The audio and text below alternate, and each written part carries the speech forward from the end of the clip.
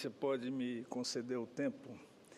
Senhor presidente, senador Walter Pinheiro, senhoras e senhores senadores, ocupo mais uma vez essa tribuna para expressar a minha preocupação com as fortes chuvas que se abateram em Santa Catarina nos últimos dias, que atingiram mais de 100 municípios, sendo que os mais atingidos localizam-se no Planalto Norte e no Vale do Itajaí.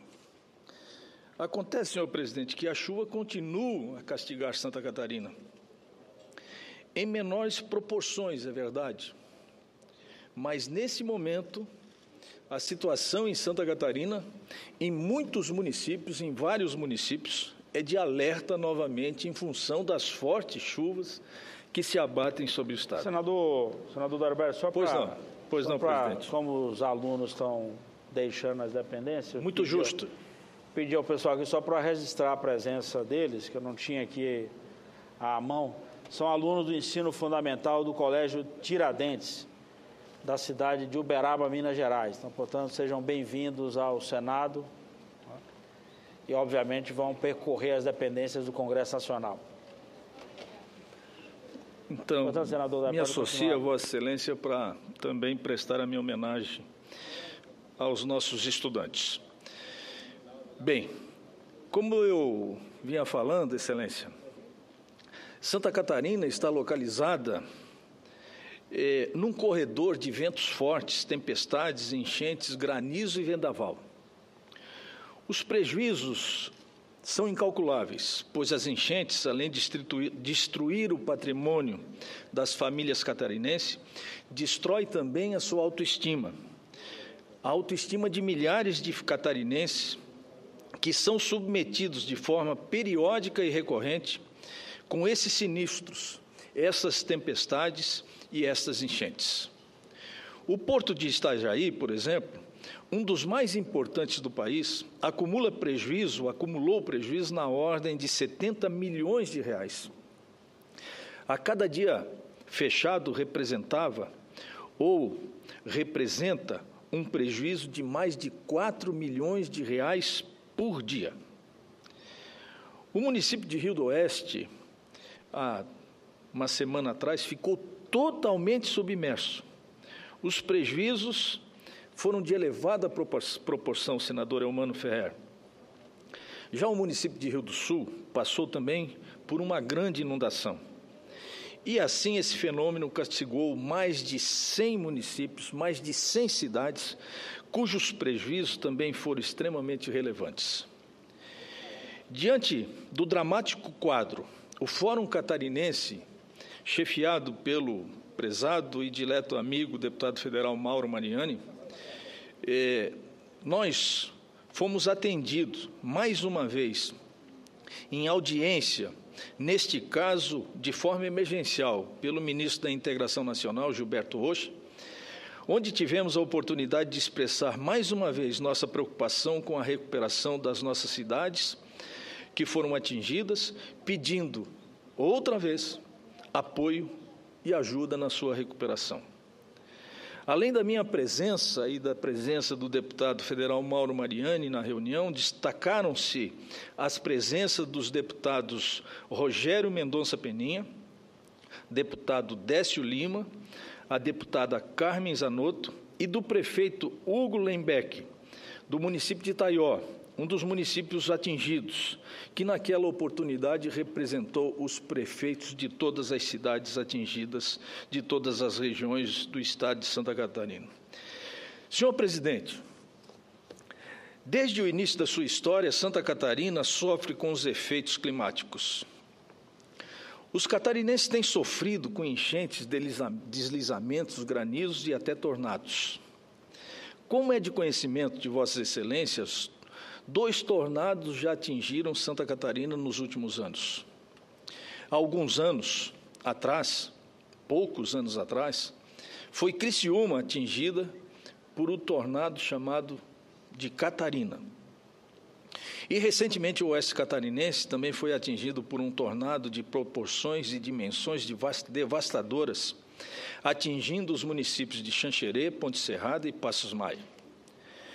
Diante desse quadro desolador, obras que previnem ou contêm esses efeitos são extremamente fundamentais. Mesmo que somente após 2008, o Estado de Santa Catarina tenha ligado o alerta para os desastres naturais. O importante, o fundamental, o essencial é continuar investindo em prevenção, como, por exemplo, concluir a elevação da barragem de Itaió, em 2 metros, pelo menos, bem como aumentar a ampliação da capacidade de armazenamento da barragem de Itupuranga, no Alto Vale do Itajaí. Estas obras estão em andamento, com recursos assegurados, mas ainda não foram concluídas. Todavia, foram estas 2 barragens fundamentais para que a recente enchente de Rio do Sul não fosse ainda maior do que os 10 metros e 71 centímetros registrados no rio Itajaí-Açu. Além disso, o radar meteorológico instalado no município de Lontras auxiliou substancialmente com seus efeitos e seus alertas dados à população das cidades atingidas. Com isso, as famílias conseguiram evitar perda e se proteger com a necessária antecedência. Como o Estado de Santa Catarina não tem como evitar os efeitos do clima, a ampliação e a continuidade dos investimentos são fundamentais. Novas barragens do rio Itajaí e a construção de um radar meteorológico no oeste catarinense, celeiro de produção agrícola do Estado, bem como o melhoramento fluvial das nossas bacias hidrográficas e o sistema de monitoramento do Estado, são as principais ações aguardadas pelos catarinenses para o enfrentamento sistemático e recorrente dos desastres.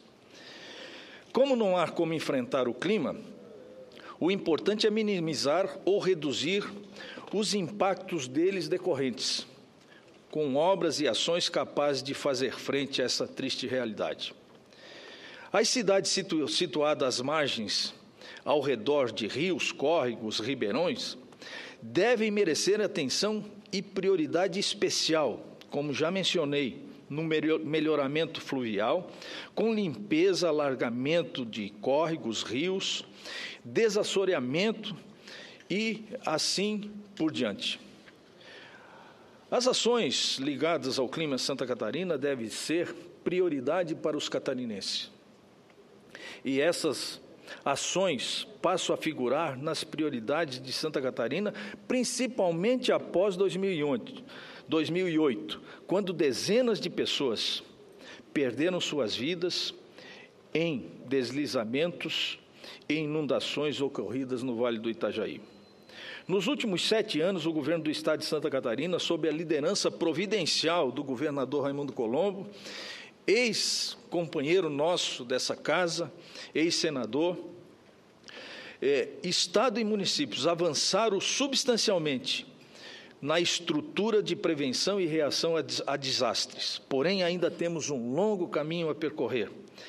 Há ainda muitos e graves desafios a serem perseguidos, como, por exemplo, já mencionei, na construção de novas barragens, conclusão das barragens de Itaió e Itupuranga e a implantação de um radar meteorológico no oeste catarinense.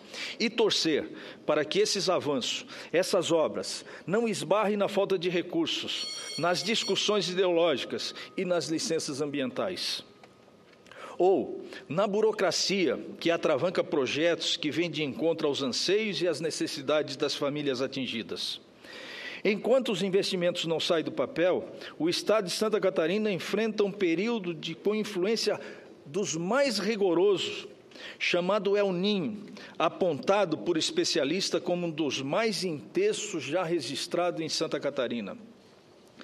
Diante desse triste quadro e dramático cenário, as perdas financeiras se multiplicam.